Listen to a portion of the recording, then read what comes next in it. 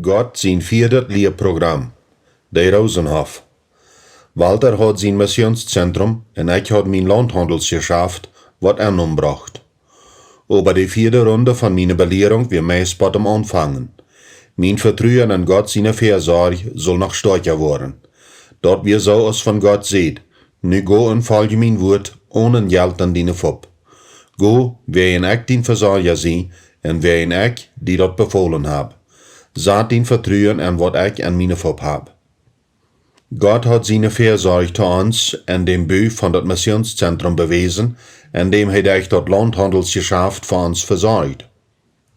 Aber kriegt so als dort eben natürlich angefangen hat und für 3 Jahre Gewinste gebracht hat, so hier das auch hastig und ohne eine sichtbare Ursache ab, als das Missionszentrum erst ob wir. Die Opner der von Sehnung, wir war das auch. Zu der gleichen Zeit von das Landhandelsgeschäft hat wir im Jahr 2002 mit das Sesamgeschäft angefangen und durch das leidt das mählich, dass wir über dem nach Deutschland übersiedeln wurden. Zufällig hat Gott uns durch meinen Bruder und seine Frau, wat in Deutschland wohnten, waren lassen, dass eine alte Form auf eine offene Stab mit Namen Rosenhof zu haben wir. Ich had immer von so wat geträumt, aber während wir mit das Bühnenprojekt noch voll beschäftigt wären, hat wir geschäftliche Verhandlungen abgeschoben, das Missionszentrum erst vorig zu machen. Das Missionszentrum wir schließlich vorig, und Gott hat versprochen, uns sein Haus zu geben. Ein Tag redet Gott an meine Gedanken an. Was fehlt die, den Rosenhof zu kaufen? Meine Antwort war ganz gleich. Geld, Herr, was sagst? Uns fehlt bloß einfach Geld.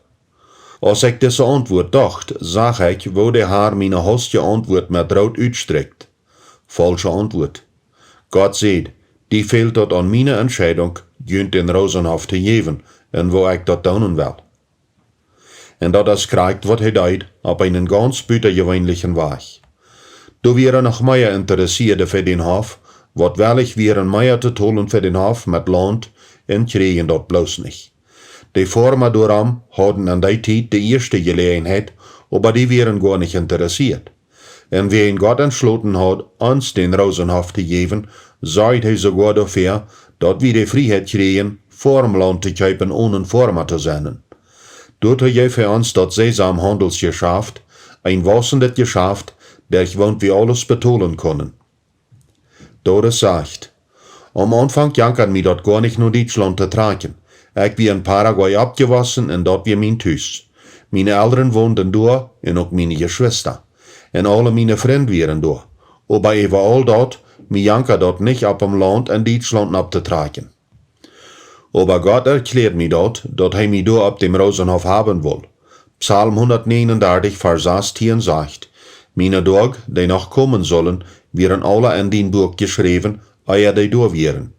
Ich frug Gott dann in sein Buch not zu sein, auf dat du seht, dass ich in Deutschland wohnen soll. Am Vorbeigehen von der Zeit krieg ich auf allerhand verschiedene Wege Antworten. Einmal durch die Bibel, aber auch durch Bücher, Leute oder andere Menschen. Gott sagt zu mir, du wirst genug Zeit haben, jene Taschen anzupacken. Ich war in Deutschland alles für jene planen, krieg so als ich Josef ein neues Haus gebe. 1. Mose 41, Vers 51. So will ich jünd an dat Land, wo ich jünd hanleid, auch ein neues Heim geben. Er sieht mir auch, dass er mir ein Teken geben wird, wann er dat Zeit wird zu verloten. Das passiert aller kriegt so. Anfangs 2002 gab Gott mir durch meinen Bruder ein Teken, dass wir anfangs 2003 nach Deutschland tragen wurden. Diese Neuigkeit hielt ich aber sicher nicht für mich selbst. Victor seine Antwort wir, sitzt, Gott gibt dir die Zeit, am Reit zu machen, braucht die Zeit, nimm dat ernst. Ich bin ziemlich sicher, dass Gott uns die ganze Samen für Rosenhof durch das Landhandelsgeschäft geben wird. Und sicher dachte ich, dass wir ein Geld dadurch versorgt hat, das Missionszentrum zu bauen. Aber nee, für den Rosenhof schafft das nicht so. Das soll bloß sein Weg sein. Gott will mit uns ein Verhältnis bauen und er will, dass wir ihm vertrauen. Vielleicht ändert er ständig seine Pläne, dass wir immer weiter vom Nie nach ihm kommen müssen, um mit ihm Zeit zu verbringen und seinen Willen zu segnen. Und das ist, was wir deuten. Victor sagt, der Tag kam, wo Gott zu mir sagt, Victor, flieh nach Deutschland und mag Verhandlungen um den Rosenhof, aber mag keine Bedingungen. Fragen einfach, wo sie dort betalt haben wollen. Te guter Letzt sind je echt dort, wat dort betalt. Wat mein Gott, dit wir wirklich wat niet. Einen Handel machen ohne Geld? Stell dir dort vor, wo wir uns feilen, einen Handel machen zu wollen, ohne überhaupt 10% von dem Kaufspreis zu haben. Ich seh zu Gott, dort kann ich über Telefon auch tun, aber er lässt sich nicht von seinem Plan auflenken. Flieh doch an. Was soll ich tun? Dann da wie dort krieg so, dachte ich. Das Erste, was passieren kann, ist, dass ich das Geld für das Fliehen spritz go in noch etliche Arbeitstage. Das wird nicht leicht. Ich hat keinen Raum für Verhandlungen, bloß 6% von was ich Preis wir, in keinen Finanzierungs- oder Tollingsplan.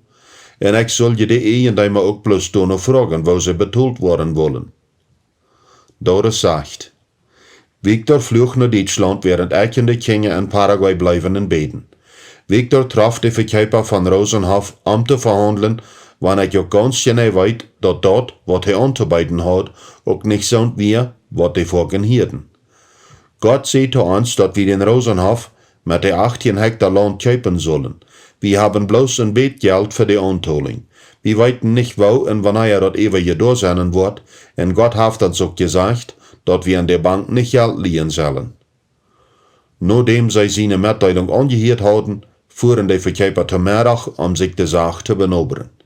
In dieser Pause rückt Victor mich an und wir bedreckt. So als nur eine Runde von Boxing, weil er als von am Dull geschlagen wir. Wo soll er durch noch weiter nähern gehen und sich dann noch eine Runde handgeben? Wir hatten uns selbst was vorgestellt. Wo wir Gott mit das Geld? Beid hielt wir da am Telefon. Ja, Victor wird zurück nähern gehen und sich dort anhören, wo sie dort aufsehen. Darüber, wie wir uns sicher. Mir fehlt dort nu einen Spaziergang zu machen. Ich ging aus dem Haus raus und kann meine Gefeile nicht mehr Beinen holen. Sitzt, Haar, ich seh die dort. Uns fehlt Geld, den Rosenhof zu kaufen. Die wollen uns den ohne Geld nicht geben. Auf einmal sieht Gott zu mir, was denkst du hier? Geh nach Haus, Victor will mit dir reden. Ich drehte mich ging nach Haus und frug, als Victor angeraubt hat.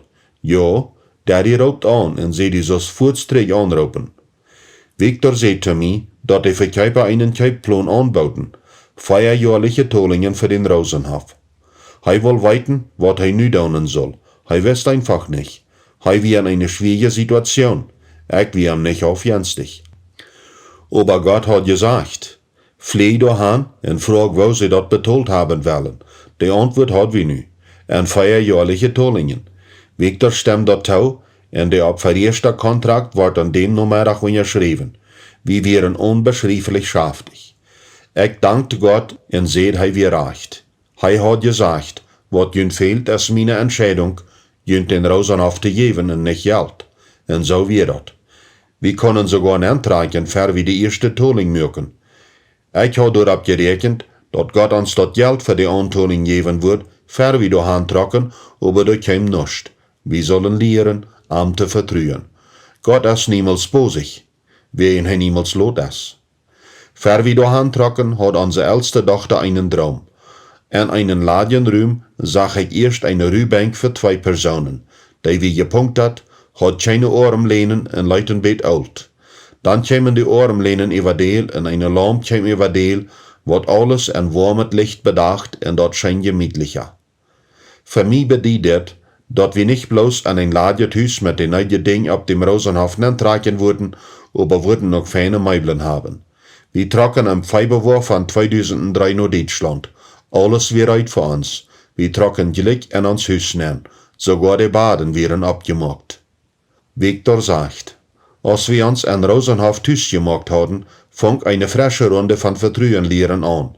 Wir haben uns in uns wundervolles Haus gemacht und wussten aber noch nicht, wo wir dort betollen würden. Dort Landhandelsgeschäft, was er so gut verdient hat, wir nicht mehr aktiv und der Handel mit Sesam, wir noch immer am Anfang. Wir können von nu noch nicht viel Gewinns davon erwarten. Gott aber wisst, wo er uns versorgen will. Wir wären noch mal gerade ein paar Weg im Rosenhof gewast, als eine Kunde anraubt. Ein Jahr zurück hat er ein Master von uns Produkt geschickt gekriegt. Hastig op einmal wil de leidende koopman zo schwind als möglich met Miethoop naar Paraguay fliehen, te zijn wo sesam produziert wordt, de voormachanen leren en ook wo dat verschickt wordt.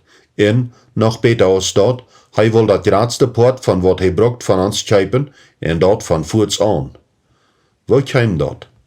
Als ons moeste am 4 jaar nog am geschickt wordt en dat aan zijn bakkerie verarbeitet wordt, kwam zijn productionsleider toevallig voorbijgegaan.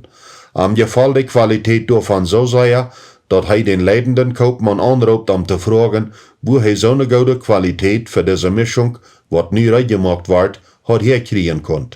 Hij beval dan, dat ze in de toekomst meer zo'n sesam van durchhypen zullen. Dit was een zeer goede nieuwigheid, aber in onze rekening hadden we geen geld. We hadden als aantaling 20.000 euro's, wat nog van dat landhandelsgeschäft gebleven weer, voor den Rosenhof getold. Gevlogen wie we naar Duitsland met de mielen, wat ik op mijn kaart gezameld had, en als we bij Duitsland waren, hadden we bloos nog etliche duizend euro's, om daarvan voor de eerste maand te leven. Voor we naar Duitsland getrokken waren, hadden we een groten sesamcontract gemaakt, wo we sesam durch eine Handelsgesellschaft verkaufen wurden, aber kort nachdem, dat we naar Duitsland getrokken waren, hat diese Firma diesen Kontrakt wegen innerliche finanzielle Probleme aufgemacht. Ich traf mich mit dem Fürsten von dieser Firma, aber die bestätigt mir dat bloß, dat sie den Kontrakt bloß nicht holen können. Als ich da verleid, überhielt ich, wo der Geschäftsführer zu dem Kaufmann sagt, uns fehlt Sesam. Wir motten Sesam te weer kriegen, ein don't wo. In diesem Moment rede Heilige Geist zu mir und sagt, wo willst du dat Sesam nicht kaufen und dat exportieren? Herr, wo soll ich dat tun? Wir haben nicht einen Cent. Wo soll dat schaffen? Wir wohnen nu in Deutschland. Wir sind von Paraguay weggetrokken. Wo soll ich noch weiter wat in Paraguay anfangen? Aber ich verfalle diesen Gedanken, wann mir der auch sehr wild vorkam. Hat dat Landhandelsgeschäft nicht besser genommen, als irgendwer erwartet hat? Ich sehe zu diese 2 Männer, dat ich in den letzten 10 Jahren in Paraguay gewohnt hat und noch wat geschäftliche Verbindschaften hat. Ich kann versichern, dat Sesam selbst zu kaufen und dat für ihn zu exportieren. Dann käme die nächste Gedanken. Frag ihn nach eine Anzahlung. Ich deed und sei mal, sie geben mir kracht die Sam, wo ich nur gefragt hat.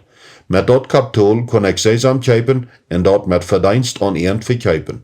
Gott versorgt uns mit dat Geld, wat uns fehlt, uns Sesamgeschäft am Gonen zu kriegen. Dat Sesamgeschäft was bosig. Diese Kund kauft immer gratis Moten von uns, wat er erst bloß von uns kauft. Am eifst tol er auch verab. Hij wie aber nicht ans einzige Kund und bald auch nicht mehr die gradste. Gott bracht uns die gradste industrielle Kunden von Sesam in Deutschland. Er kann bloß darüber staunen, wen wir wirklich mit nichts angefangen haben. Wir wären so klein als eine Eimsje, aber Gott gab uns die gradste Perlen von der deutschen Backindustrie, wann du auch gerade Geschäfte aus uns für diesen Markt wurden. Andere sehen uns, dass sie das nicht verstehen können, wo so die Deutsche bloß uns Produkt kaufen wollen. Das Sesamgeschäft war so groß, dass wir den Rosenhof in 4 Jahren betalen können. Das ist, wo Gott seine Kinder versorgt. Er hält seine Versprechungen. Er hat gesagt, kämmer die an mein Haus, ich will mich an dein Haus kämmern. In 4 Jahren gab Gott uns alles, was wir zum Leben nötig hatten, und auch das Geld für die Tollingen. Und dort deed hij alles, ohne von der Bank Geld zu leihen. Am Trickkicken zit dat alle leicht. Wir doen einfach ans Port und bloß dort, was Gott uns sagt. Und hij wird sicher sein Port doen. Im Jahr 1996, als ich darüber abweicht, dass ich die Bank erst klar war, hat ich Gott versprochen, nicht noch einmal bei der Bank was zu leihen. Dat wir nicht immer leicht damit durchzufahren. Als Geschäftsmann musste ich vorken durch ein Leben, dat ich nicht so leicht verjateren kann, ohne von der Bank zu leihen, so als andere Firmas dat deuten. Ich musste viele Gelegenheiten vorbeigehen lassen, wat an meine Augen sehr günstig wären. Ich viel von Gott ungerecht behandelt, so als Hiob, und hat darüber viele Unterholungen mit Gott. Uns erstes Jahr in Deutschland war besonders schwer. Wir lebten wirklich von Hand zu Mühl, in den nächsten 3 Jahren wären wenig leichter. Wir wollen wat von diese Kämpfe mit Jünd, unsere Leser und Zuhörer mitteilen, dat sie erkennen, dass die Geschichten von Erfolg und Wunder, was wir erfuhren, ihren Preis haben. Wie wären Volken everdrissig en hielden Volken uit Vertwiefelung. Ware en ware wie wir meist wat abgeben, en diesen Stich von bloß auf Gott vertrauen, zu verloten. Ein Jahr wie wir mit unseren Finanzen so knapp, dat ich dort aus meiner Abgabe ansag, von der Bank Geld zu leihen, um meine Schuldigkeiten zu bezahlen. Die Bank wie auch ehrlich, der Kontrakt wie auf meinen Dash. Ich brauch den bloß noch unterschriebenen anhängen. Ich wie wirklich am eng von meinen Strang und kon keine Leisung sein. An dem Tag, als ich dort unterschrieben will, klingelt das Telefon. Euer und dem Samarius, als sie an ihrer Bibel las, hat Doris ihre Schwester gedacht, dass eine Erfahrung vom Prophet Jeremia eine Botschaft für mich sein wird. Jeremia 35, Vers 1 bis 16 beschrift der Rechabiter als Söhne, wat belehrt wären. Einer von den vier Vorfahren hat ein Eid gemacht, niemals Wein zu trinken. Gott sagt zu Jeremia, go einmal nur der Rechabiter in, bei dir durch Wein an zu trinken. Aber sie deuten dort nicht. Wieso nicht? Aber sie nehmen den nicht. Sie sehen, wir trinken kein Wein. Jonadab, Rechab sein Sohn, hat uns gesagt, je in jene no kommen sollen nie nicht Wein trinken. Wir holen uns an alles, und dort wird uns vor der Jonadab, Rechab sein Sohn gesagt hat. Und da wir trinken wir niemals in uns Leben Wein, nicht wie, und auch nicht unsere früher so der Kinder. Die Rechabiter haben nur Jonadab, Rechab sein Sohn, gehorcht, und seine Geboten geholen, die er angegeben, aber je haben mich nicht gehorcht. Jeremia 35, Vers 8 und 16. Je, dort Volk von Juda, hat dat nicht verneidig angesehen, ihr Versprechen zu Gott zu holen, und haben an der steht ihr Vertrauen auf andere Götter gesagt. Die Nachkommen von Jonadab aber, die hielten dort Eid, wat er vergona gemacht hat. Dit wir Gott seine erste Warnung, dat ich dat Versprechen holen soll, wat ich am Jahren vorher gegeben hat. Victor, du versprüchst mich, keinmal wahre zu liehen. Wat deed das Kontrakt op dienen Dash? Dat geeft meine Seil einen Hev, so als wann mir eine Bombe getroffen hat. Knutscht den Kontrakt op und schmeit den Furt. Dat is gut haar. Ich wou dat wagen en mijn Versprechen holen. En wada, sei de haar Verleisungen. En die tijd als ich versucht ward Geld zu liehen, kreeg ich ein Wort von Jeremia. Mein Volk hat sich doppelt verschuldigt. Mi, die Qual von Leben jet Wutter verloten sei, und sie machen sich angespolte Zestren, die kein Wutter holen können. Jeremia 2, Vers 13. Wenn du dort so fingst, dat ein gewisser Aufschnitt oder Thema wiederholend an dein Bibelstudium abkennt, ist dort wahrscheinlich besonders wichtig für dein Leben. Bemerk dort. Nimm dort ernst und red mit Gott darüber. Diese Proben, wo Geld knapp wie und einmal auch nicht genug, werden wahrer und wahrer für uns gestellt und werden jedes Mal ein bisschen schwander. Geschichten von wo Gott dazwischen kommt, hören sich Volken so leicht. Ich bete Gott dit und dit. Unsere Geschichte ist eine Lebenserfahrung von 18 Jahren von Hürge und leere Tiden. Wenn wir nu zurückkicken, dann wir uns Wandel mit Gott wundervoll, aber da wären inzwischen die Betäler. Der ich all das lehrt wie aber, dort wenn wir einen Utweg für einen Notfall haben, dann wollen wir nicht ein Wunder erfahren. Wunder passieren auch in guten Tiden, aber meistens passieren die an der Wüste. Wir müssen Gott die Freiheit geben, uns in schwere Tiden anzuleiden. In die Tiden habe ich mit Gott dringende Unterholungen gehabt.